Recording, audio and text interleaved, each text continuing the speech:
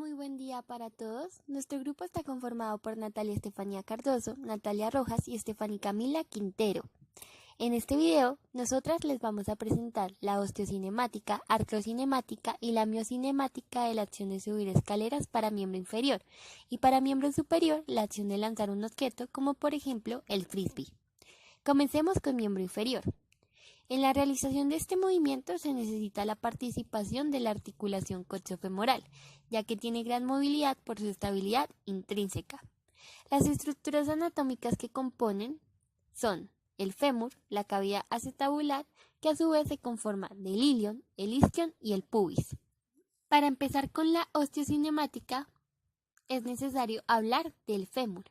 El fémur es un hueso largo que presenta una epífisis proximal a la cabeza del fémur.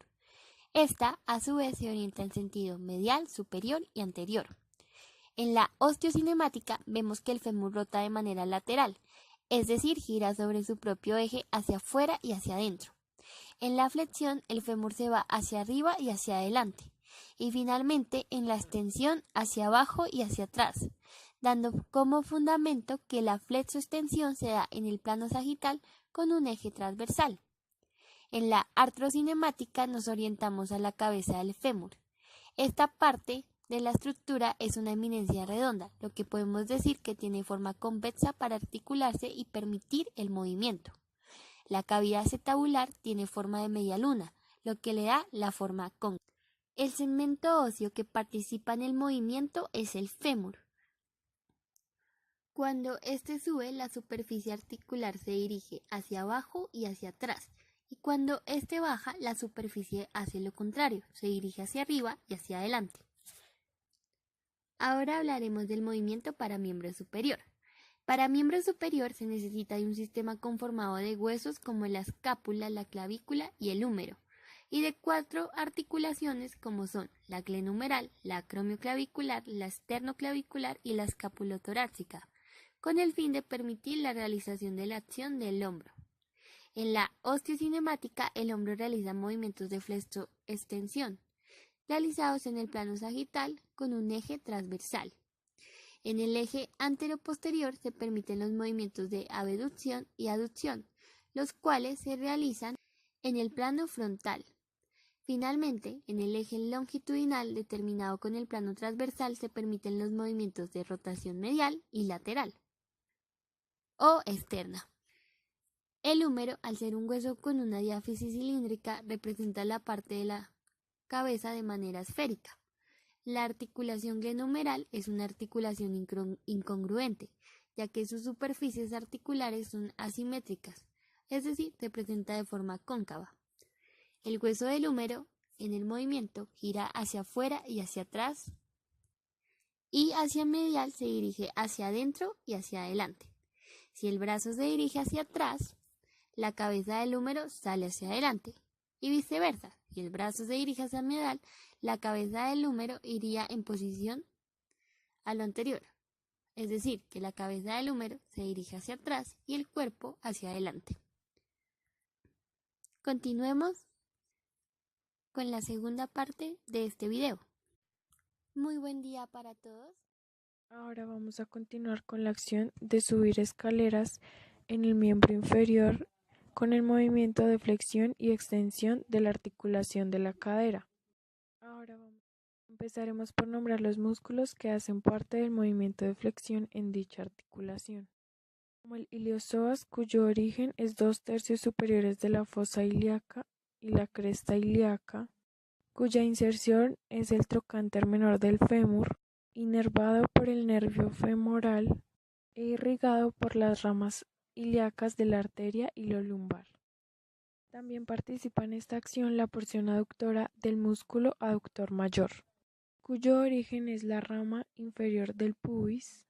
Su inserción es la tuberosidad glútea, inervado por el nervio obturador e irrigado por las arterias femoral, femoral profunda y obturatriz. Seguido de este está el grácil, con su origen en el cuerpo y rama inferior del pubis, inserción en la porción superior de la cara medial de la tibia, inervado por el nervio obturador e irrigado por la arteria femoral profunda. También tenemos al músculo pectíneo, con su origen en la rama superior del pubis, inserción en la línea pectínea del fémur, inervado por el nervio femoral e irrigado por la arteria femoral medial. El siguiente músculo es el psoas mayor, con su origen en las apófisis transversas de las vértebras lumbares, su inserción en el trocánter menor del fémur, inervado por los ramos ventrales de los primeros nervios lumbares e irrigado por las ramas lumbares de la arteria iliolumbar. El recto femoral, con su origen en la espina ilíaca anterior, inferior y porción superior al acetábulo del ilion, su inserción en la base de la rótula y tuberosidad de la tibia, inervado por el nervio femoral e irrigado por las arterias femoral profunda y circunfleja femoral lateral.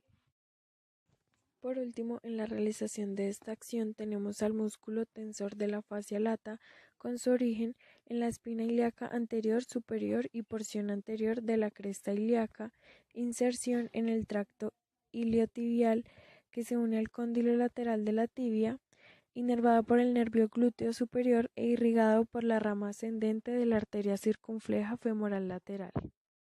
Ahora veremos los músculos que hacen parte del movimiento de extensión en la articulación de la cadera, como el glúteo mayor, cuyo origen es en la porción posterior del ilion, inserción en el cóndilo lateral de la tibia, inervado por el nervio glúteo inferior e irrigado por la arteria glútea inferior.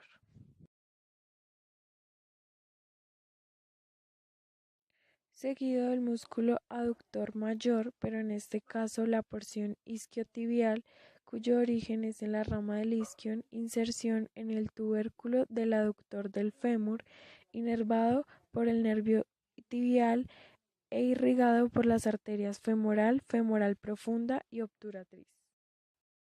Finalmente tenemos al músculo bíceps femoral, compuesto por dos cabezas, una larga y una corta. La inserción de la larga es la tuberosidad isquiática y de la corta la línea áspera y línea supracondilia lateral del fémur. Ambas son insertadas en la cara lateral de la cabeza del peroné. Inervadas la cabeza larga por el nervio tibial y la corta por el nervio peroneo común. Ambas irrigadas por las ramas perforantes de las arterias femoral profunda, glútea inferior y circunfleja femoral medial. Para continuar con la miocinemática en el miembro superior, en el movimiento de rotación interna del hombro se encuentra la activación de diferentes grupos musculares. En primer lugar se encuentra el deltoides, su porción clavicular o anterior, cuyo origen es el tercio lateral de la porción anterior de la clavícula y está insertado en la tuberosidad del deltoides en el húmero. Es inervado por el nervio axilar e irrigado por la arteria circunfleja humeral posterior. Después encontramos al dorsal ancho, cuyo origen son las apófisis espinosas de las vértebras de T7 a L5 y las últimas tres costillas. Este se inserta en la corredera bicipital en el húmero. Su inervación corresponde al nervio toracodorsal y está irrigado por la arteria con el mismo nombre, es decir, toracodorsal.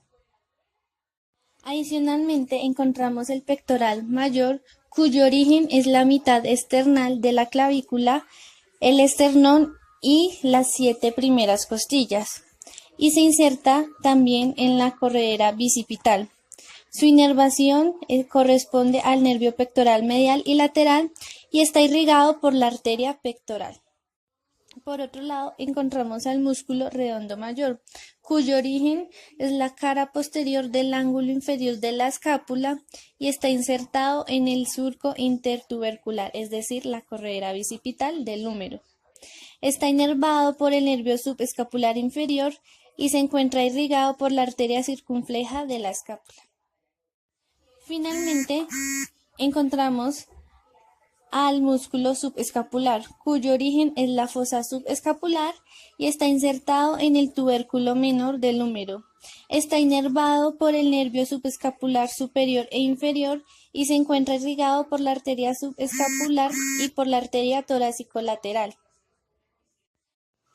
En cuanto a la miocinemática del movimiento de rotación externa en el hombro, se encuentra de igual manera el músculo deltoides, pero en este caso su porción posterior o su porción espinal. Adicionalmente, se encuentra el músculo infraespinoso del manguito rotador, cuyo origen es en la fosa infraespinosa de la escápula y está insertado en el tubérculo mayor del húmero. Su inervación corresponde al nervio supraescapular y está irrigado por la arteria supraescapular. Finalmente se encuentra otro músculo perteneciente al manguito rotador, el cual es el redondo menor, cuyo origen es los 2/3 superiores del borde lateral de la escápula y está insertado en el tubérculo mayor del húmero. Su inervación corresponde al nervio axilar y está irrigado por la arteria circunfleja de la escápula.